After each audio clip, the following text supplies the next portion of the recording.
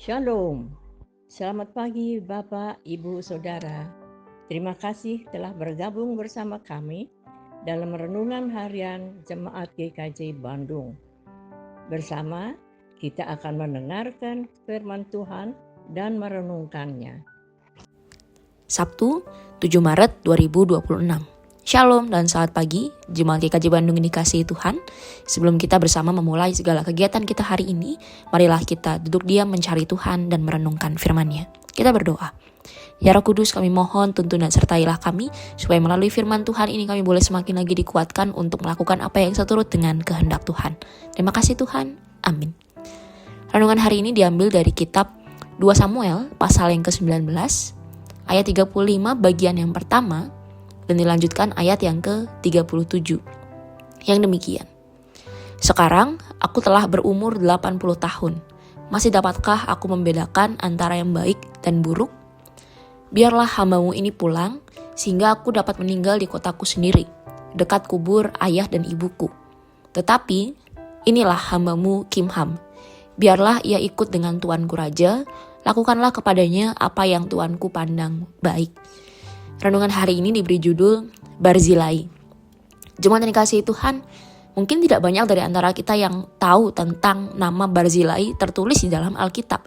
Tapi ternyata kisah ini menyimpan pelajaran iman yang cukup dalam.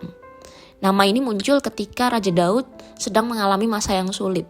Ketika Absalom memberontak, Daud harus melarikan diri dari Yerusalem dan hidup dalam keadaan yang tidak menentu.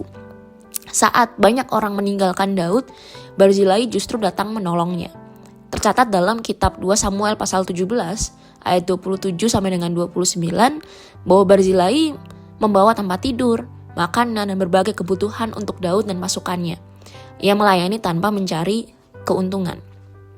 Ketika keadaan pulih dan Daud kembali menjadi raja, Raja Daud ingin membalas kebaikan Barzilai dengan mengajaknya tinggal di istana dan hidup dalam kemewahan kerajaan. Tapi Barzilai menolak. Ia menolak tawaran itu dengan rendah hati dan ia berkata bahwa usianya sudah 80 tahun dan lebih baik ia kembali ke kampung halamannya.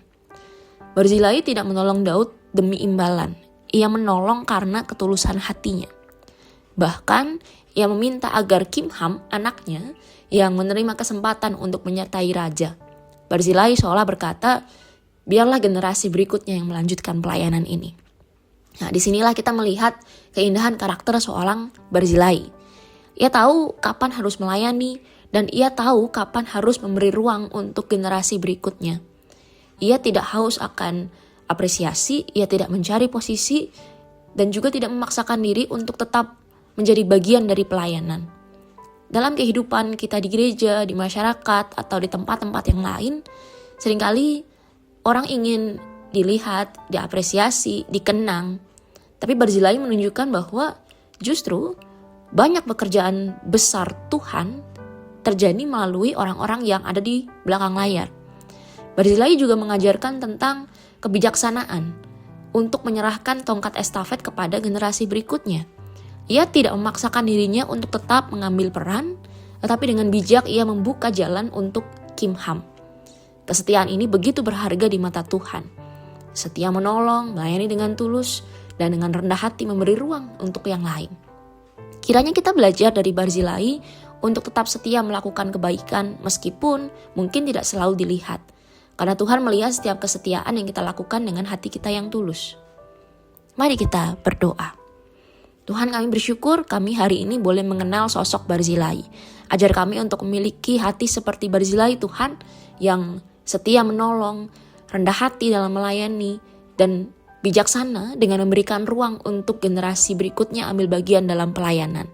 Kiranya hidup kami terus boleh menjadi berkat, meskipun kami kini memilih untuk berada di balik layar mendukung jalannya pelayanan dimanapun kami berada. Kiranya Tuhan senantiasa menolong dan memampukan kami. Amin.